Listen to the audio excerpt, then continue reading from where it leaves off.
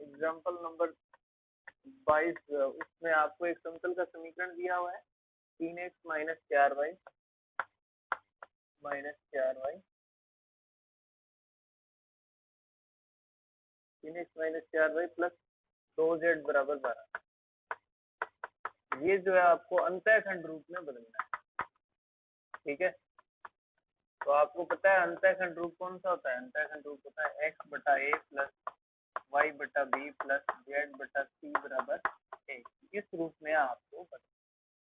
तो हम क्या करेंगे, देखिए यहाँ पे हम क्या करेंगे कि ये जो बराबर में जो 12 है ना, इसे हमें क्या करना है, 1 बना देना है।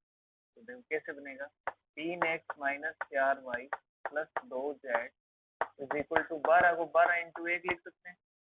और ये 12 जो है इधर बटा में लिया, तो ये 12 इधर बटा में आएगा तो सबके बटा में आएगा, तो ये हो जाएगा 3x बटा 12 माइनस 4y बटा 12 प्लस 2z बटा 12 बराबर 1 हो, ठीक है।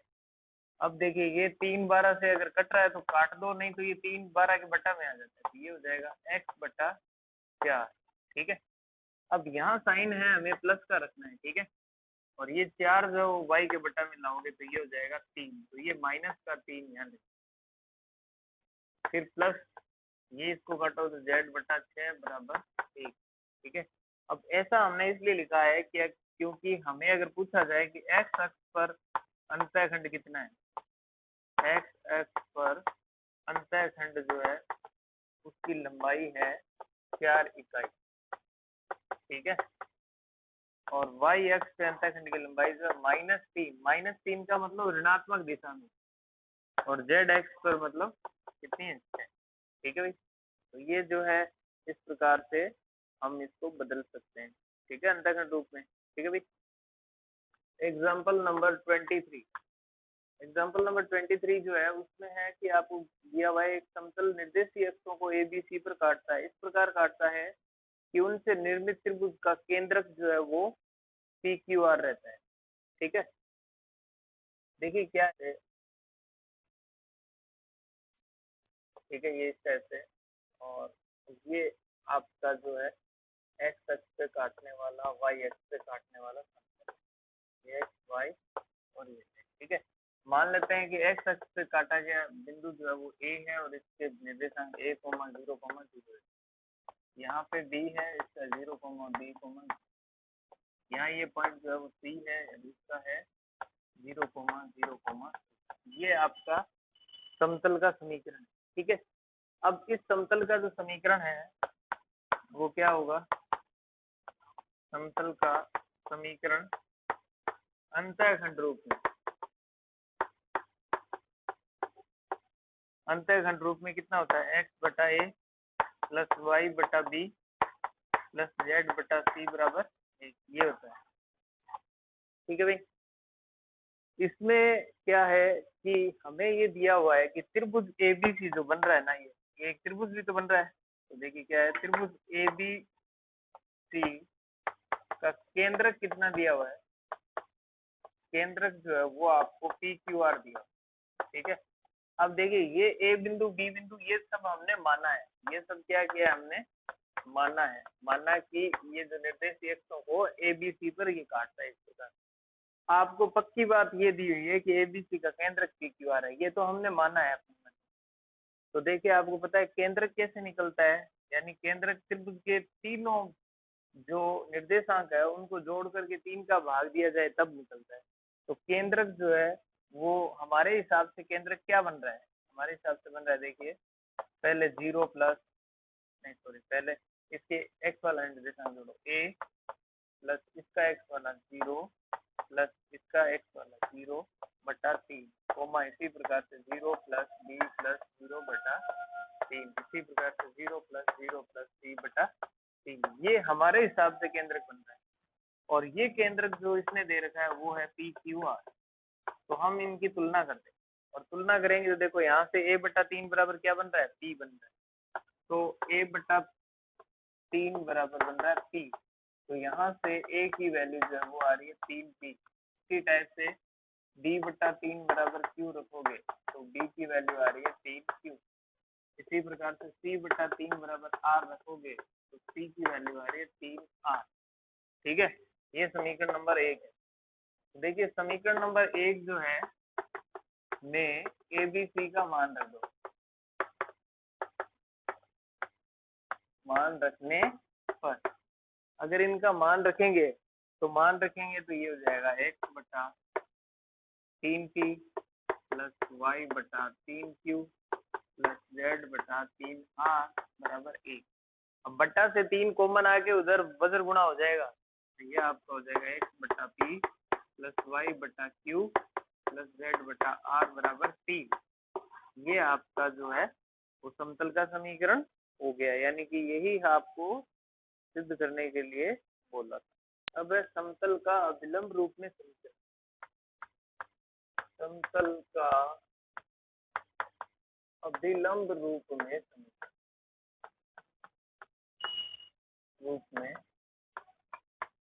समीकरण ठीक है, देखिए ये तो इस समतल का नाम है कि समतल का अभिलंब रूप में समीकरण। बाकी ये कहाँ काम का है, ये काम का इसको ऐसे याद रखना है, समतल से मूल बिंदु की लंबवत दूरी। ठीक है, यानी समतल जो है आपका उसकी मूल बिंदु से दूरी ज्ञात करना हो, लंबवत दूरी ज्ञात करना हो, तो उस वक्त ऐसा रूप हमारे काम में है। तो देखिए हम इसको बनाते हैं, किस प्रकार से बनाएंगे। देखिए ये हमने मान लिया कि एक समतल है, ठीक है, ये समतल और ये आपका मूल बिंदु है, ये मूल बिंदु है, ये कहीं भी है। ठीक है भाई, अब मुझे पता है कि अगर मैं मूल बिंदु से यहाँ लंब डालूंगा तो वो ये यहाँ लंब, और ये मान लेते हैं पॉइंट एन है। ये पॉइंट क्या है, एन। अब देखिए मूल बिंदु से समतल की लंबवत दूरी की मैं बात करूं तो ये स्मॉल पी हो जाएगी। क्या हो जाएगी, स्मॉल पी। मैंने ये स्मॉल पी ले ली, मूल बिंदु से समतल की लंबवत दूरी मैंने कितने ले ली, स्मॉल पी ले ली।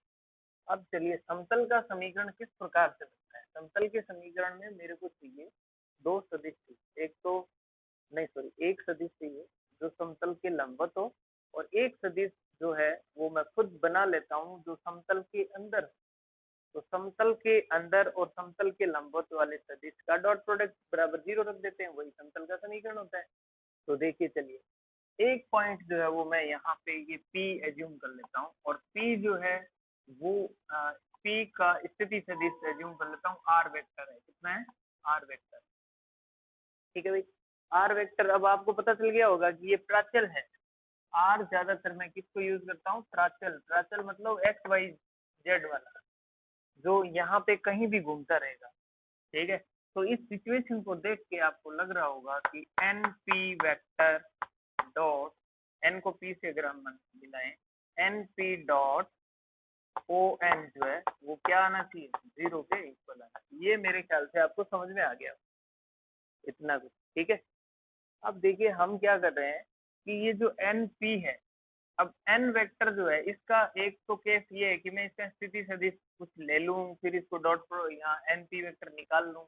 दूसरा केस ये है कि देखिए NP वेक्टर को मैं किस टाइप से बना, ये n बिंदु जो है, इस n बिंदु को मूल बिंदु से मिलाने वाला सदिश जो होता है वही तो स्थिति सदिश होता है। तो देखिए मैं किस प्रकार से मान, अब इसमें कुछ चीजें मैं मान लेता हूँ। माना कि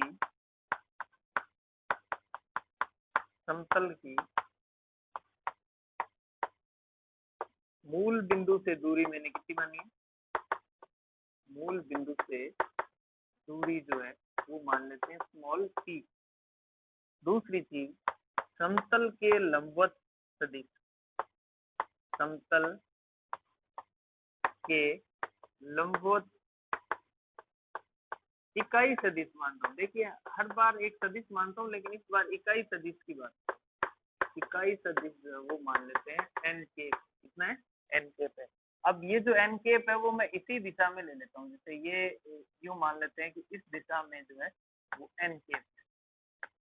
ठीक है भाई, समझ आ रही है बात। या अगर हम ON दिशा लेंगे तो ये यूं मान लेते हैं कि ये इस दिशा में n केप है। ये समतल के लंबवत इकाई सदिश मैंने एन कैप माना। तो देखिए क्या है कि अब आपको दिख रहा होगा कि अगर एन कैप मैंने माना है तो ये ओ एन जो है वो एन कैप की दिशा में ही है। तो मैं यहाँ लिख देता हूँ ओ एन वेक्टर व एन कैप दोनों एक ही दिशा में, दोनों एक ही दिशा में। यहाँ तक बात समझ में आ गई होगी मेरे ख्याल से। दोनों क्या है, एक ही दिशा में है। ठीक है, चलिए अब आपको ये भी पता चल गया होगा कि जब कोई सदिश का स्थिति सदिश की हम बात करें तो स्थिति सदिश क्या होता है, मूल बिंदु से उस बिंदु को जोड़ने वाली रेखा का सदिश होता है। तो देखिए यहाँ ओ एन वेक्टर जो है वो अगर मैं बनाना चाहूँ तो वो हो जाएगा P इंटू एन के। ये आपको बात समझ में आ गई या नहीं?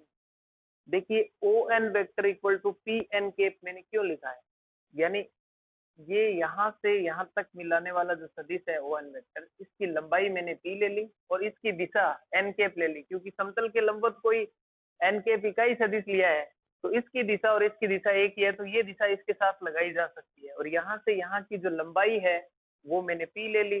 तो सदिश के पास होता क्या है, सिर्फ परिमाण और दिशा, दो ही तो चीज होती है। तो दिशा मैंने एन कैप से ले ली और परिमाण यानी यहाँ से लंबाई मैंने पी मान रखी है। तो ये O N vector equal to P N cap हो गया। ठीक है, यानी ये ऐसा बोल सकते हैं ये एन का स्थिति सदिश है। क्या ये एन का स्थिति सदिश है? ठीक है, इसी टाइप से जब P का स्थिति सदिश R है, ये R वेक्टर क्या है, ये P का स्थिति सदिश है, ये प्राचल बिंदु या P का स्थिति सदिश भी बोल सकते हैं। ठीक है, ये P का स्थिति सदिश, P के स्थिति सदिश का मतलब ये मूल बिंदु को P से अगर मिलाओ तो ये वेक्टर है। हालांकि मुझे इतना जरूरत नहीं पड़ेगी, अब मुझे तो पता है कि जैसे एनपी वेक्टर मुझे निकालना है, तो एनपी वेक्टर के लिए मैं क्या करूंगा, इस सदिश में से ये इसका स्थिति सदिश घटा दूंगा। तो इसका स्थिति सदिश तो मैंने आर वेक्टर माना है और इसका मैंने इस तरीके से निकाल लिया। तो एनपी वेक्टर इक्वल टू हो गया R vector minus P N के। ठीक है, ये एनपी। अब आपको पता है कि समतल का समीकरण बनाने के लिए मुझे क्या करना होता है, मुझे O N vector dot NP लिख रखा है तो पहले NP vector dot O N vector is equal to 0 put करना है ना। तो एनपी वेक्टर क्या है, एनपी वेक्टर है मेरा R vector minus P N के है डॉट ओ एन वेक्टर कितना है, पी एन के इज इक्वल टू 0। अब मैं इसका डॉट प्रोडक्ट कर देता हूँ। तो देखिए डॉट प्रोडक्ट किस हिसाब से करेंगे हम, ये जो है इसको मैं इधर ले आता हूँ तो ये हो जाएगा आर वेक्टर, ये पी भी इसके साथ आ जाएगा और ये हो गया एन के। ये बात समझ आई कि नहीं आई? यहाँ तक मुझे एक बार सिर्फ इतना सा बता दो कि ये आपको समझ में आया कि नहीं आया। हाँ भाई, ठीक है। अब दूसरा देखिए माइनस ये P square dot N cap is equal to 0। ठीक है, अब यहाँ से देखिए पी क्या है, पी तो एक राशि है। पी क्या है, एक राशि है, एक राशि है या एक संख्या है। तो पी को यहाँ से मैं कॉमन ले सकता हूँ, ब्रैकेट में रह जाएगा R vector dot N cap minus P, एक बार पी रह गया, और N cap dot N cap, ये दोनों एक ही दिशा में सदिश है। तो N cap dot N cap की वैल्यू कितनी हो जाएगी, 1 हो जाएगी। ठीक है ना। अब देखिए इक्वल टू 0, अब ये p इसके डिवाइड में जाएगा तो 0 हो जाएगा। तो R vector dot N cap minus P is equal to 0 और R vector dot N cap equal to P हो गया। अब इस सदिश को थोड़ा ध्यान से देखो, ये समतल का अभिलंब रूप समीकरण है। ठीक है, ये कैसे निकाला है, क्या निकाला है, क्यों निकाला है, ये आपको अगर समझ में आ गया हो तो बहुत अच्छी बात है। नहीं तो अब मेरी कहानी यहाँ से शुरू होती है कि ये सदिश, इस सदिश में ऐसी क्या खास बात है। देखिए आर वेक्टर के साथ में हमेशा कोई सदिश होता है और उस सदिश की जगह अब की बार क्या है, एन कैप है, और इक्वल टू में क्या है, पी, और पी मैंने क्या ली है, मूल बिंदु से समतल की दूरी ली है। ठीक है, यहाँ पे कुछ n वेक्टर या कोई भी कुछ भी ले लो, चलो a वेक्टर ही ले लेते हैं, a vector equal to d था, ठीक है। ये सदिश रूप समीकरण था, ठीक है। अब मैं r को क्या मानता हूँ, x i cap plus y j cap plus z k cap मान, ठीक है। और a वेक्टर को कुछ और मान लेता हूँ, जैसे a1 i cap plus a2 j cap plus a3 k cap is equal to d। अब इसका डॉट प्रोडक्ट करते हैं, तो ये a1x plus a2y plus a3z is equal to d, ये समतल का समीकरण होता है। अब मैंने आपको ये भी बताया था कि x y z के जो गुणांक है कौन है, वो a1 a2 और a3 है, ये समतल के लंबवत किसी सदिश के घटक है। समझ आ रही है बात, ये समतल के लंबवत किसी सदिश के घटक है। तो अब ये देखो कि r के साथ में जो डॉट प्रोडक्ट में ये a वेक्टर है वो कौन है, वो समतल के लंबवत सदिश है, समतल के लंबवत सदिश है। अब इस पे आते हैं, हमने ये बनाया r vector dot n cap is equal to p। अब मैंने क्या कर दिया, उस a वेक्टर की जगह n कैप लगा दिया, तो ये सामने वाली ये क्या होगी, मूल बिंदु से समतल की दूरी होगी, ये मूल बिंदु से समतल की दूरी होगी। समझ आ रही है बात, यानी मेरे को एक बहुत अच्छी यहाँ से कंसेप्ट ये समझ में आ गया होगा कि जब भी कोई सदिश है, सदिश रूप समतल का समीकरण है, तो उसमें जो लंबवत सदिश है जिसको अभिलंब सदिश बोलते हैं, वो अगर इकाई सदिश के रूप में बदल जाए तो सामने जो भी होगा वो क्या हो जाएगी, मूल बिंदु से दूरी हो जाएगी। इस बात का आप विशेष ध्यान रखना। मैं क्या बोल रहा हूँ कि समतल के सदिश रूप समीकरण में या 3D रूप समीकरण में एक्स वाई जेड के जो गुणांक है वो यदि इकाई सदिश के घटक हो या इकाई सदिश हो, तो जो इक्वल टू में सामने जो भी दूरी आएगी वो क्या होगी, वो मूल बिंदु से उस समतल की लंबवत दूरी होगी। तो ये इतना जो भी हमने पढ़ा है वो किसी भी समतल की मूल बिंदु से दूरी ज्ञात करने का एक बहुत अच्छा, उस समतल का समीकरण ज्ञात कीजिए। उदाहरण नंबर 25, उदाहरण नंबर जो 25 है उसको देखो, ठीक है। इसमें बोला है कि उस समतल का समीकरण ज्ञात कीजिए जो मूल बिंदु से 4 इकाई दूरी पर है, यानी मूल बिंदु से समतल की दूरी आपको 4 इकाई दी है, तो मैं लिख देता हूँ कि p बराबर कितना है, 4 इकाई है या क्या है, ठीक है। तथा तथा सदिश इसके लंबवत है, यानी ये तो है मूल बिंदु से दूरी, ये तो है मूल बिंदु से दूरी, और समतल के लंबवत एक सदिश दिया हुआ है, उसका नाम है आई कैप माइनस 2 जे कैप प्लस 2 के कैप, ठीक है। एक सेकंड के लिए मैं इसे एन वेक्टर बोल देता हूँ, ठीक है ना। ये मूल बिंदु के लंबवत सदिश है, सॉरी मूल बिंदु नहीं, समतल के लंबवत सदिश, समतल के लंबवत सदिश है। अब हमें उस समतल का समीकरण ज्ञात करना है जिसकी मूल बिंदु से दूरी कितनी है, 4 इकाई, और इस समतल के लंबवत मुझे सदिश दिया हुआ है वो कितना है, ये है, ठीक है। अब देखिए मेरा जो अभिलंब रूप समीकरण है, अभिलंब रूप समीकरण है वो क्या है, अभिलंब रूप समीकरण में क्या होता है, R vector dot N cap equal to small P. ये एन कैप कौन है, ये एन कैप वो सदिश है जो समतल के लंबवत है, बट ये इकाई सदिश है, समतल के लंबवत इकाई सदिश है। तो मुझे समतल के लंबवत सदिश तो दिया हुआ है, तो मैं इसका इकाई सदिश भी बना सकता हूँ। तो देखिए समतल के लंबवत इकाई सदिश के लंबवत इकाई सदिश कैसे बनेगा, इकाई सदिश जो है वो एन कैप जो बनाना है वो एन वेक्टर में मुझे क्या करना है, एन वेक्टर के परिमाण का भाग दे देना है, तो इसका परिमाण निकाल लेते हैं। देखिए कितना होगा, अंडर रूट 1 प्लस 4 प्लस 4 कितना हो गया भैया, 3 हो गया क्या।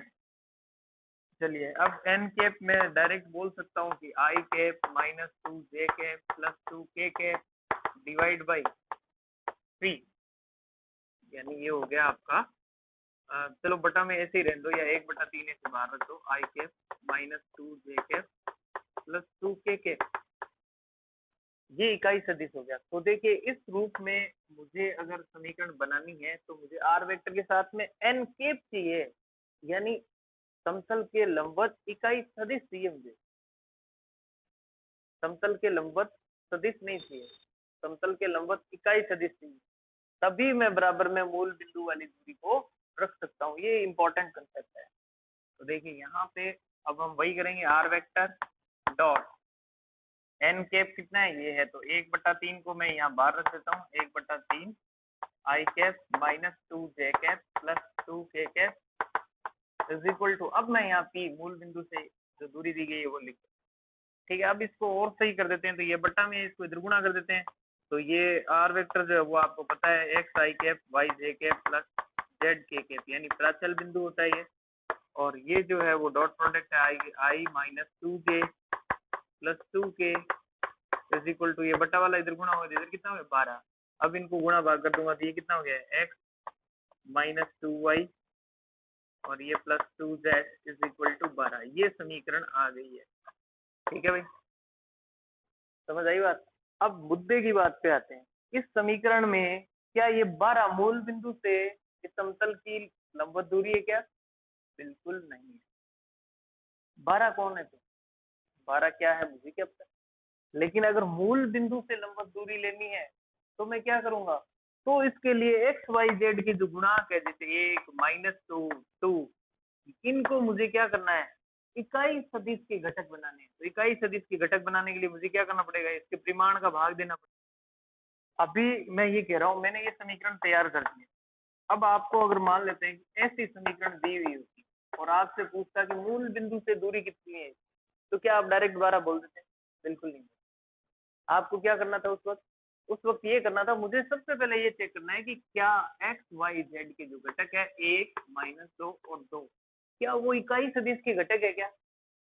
इकाई सदिश के घटक का मैं कैसे पता करूंगा, मैं ऐसे पता करूंगा, इसका परिमाण निकालूंगा। परिमाण कितना है 1 प्लस 4 इसका अंडर रूट लो, कितना आ रहा है 3 आ रहा है। अगर परिमाण 3 आ रहा है तो इकाई सदिश है क्या? नहीं है। परिमाण 1 आएगा जब भी वो क्या होगा, इकाई सदिश होगा। तो इकाई सदिश बनाने के लिए मुझे क्या करना है, इन सब में क्या करना पड़ेगा, 3 से भाग देना पड़ेगा। 3 से भाग देंगे जब, अब ये जो घटक है वो क्या है, इकाई सदिश।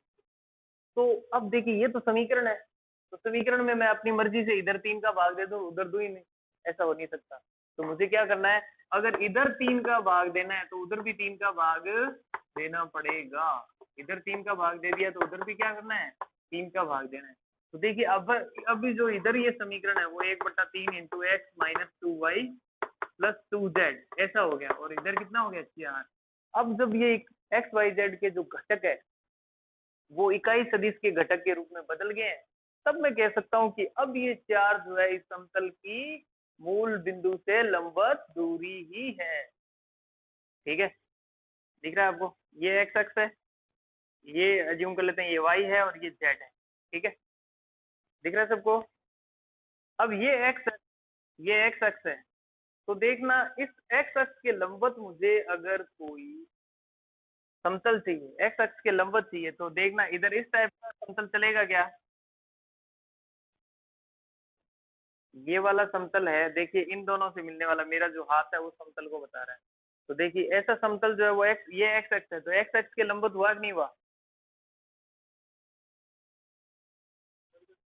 समझ आई बात। ये एक्स अक्ष है, तो एक्स अक्ष की जो भी लंबवत सदिश होगा, यूं मान लो कि वो किधर होगा, वो वाई जेड में होगा, ऐसे मान लो एक सेकंड के लिए, वो किधर होगा, इधर होगा ना। अब एक्स अक्ष के लंबवत सदिश, अब इस बात को ध्यान से सुनो, उसने कहा एक्स अक्ष के लंबवत है, तो एक्स अक्ष के लंबवत है, इसका मतलब समतल एक्स अक्ष के लंबवत है, तो समतल के लंबवत जो घटक होता है या लंबवत जो सदिश होता है वो किधर है, वो एक्स अक्ष की दिशा में होगा। समझ आ रही है बात, वो किधर होगा, एक्स अक्ष की दिशा में होगा। तो एक्स अक्ष की दिशा में होगा, तो इसका मतलब ये हो गया कि जो मेरा समतल का लंबवत घटक मुझे लेना है, क्या लेना है, समतल के लंबवत जो घटक या लंबवत जो सदिश लेना है वो कौन है, वो एक्स अक्ष है। और एक्स अक्ष के अंदर कोई सदिश हो तो उसका सिर्फ और सिर्फ क्या होता है, आई वाला ही होगा, जे और के वाले तो क्या हो जाएंगे, जीरो हो जाएंगे। तो देखिए बात आपको यहाँ से पकड़ में आ गई होगी, जैसे A x plus B y plus C z plus D equal to 0 है। ठीक है, तो यहाँ से अब आपको ये क्लियर हो गया होगा कि जैसे यहाँ पे ये जो ए बी सी ये क्या है, ये लंबवत सदिश के घटक है, और ये किधर है, ये एक्स अक्ष की दिशा में है। अगर एक्स अक्ष की दिशा में रखना है तो बी और सी को यहाँ से उड़ाना पड़ेगा। समीकरण क्या हो जाएगी, X plus D equal to 0। समझो देखा ना आपको, 2 - 1 और 3, 2 - 1 3 से गुजरता है,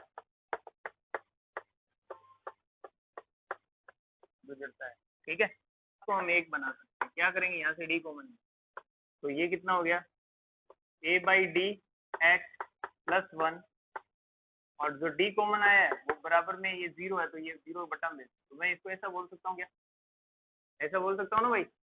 फिर ए बाई डी जो है इसको मैं थोड़ी देर के लिए के बोल देता हूँ, यानी के एक्स प्लस 1 इक्वल टू 0, ऐसा बोल देते हैं। अब इसको गुजार दो, इसको गुजारेंगे तो क्या हो जाएगा, के इंटू 2 प्लस 1 इक्वल टू 0। तो यहाँ से के की वैल्यू कितनी आ जाएगी, के की वैल्यू हो जाएगी माइनस का 1/2, कितनी आ गई, माइनस का 1/2 आ गई ना के की वैल्यू।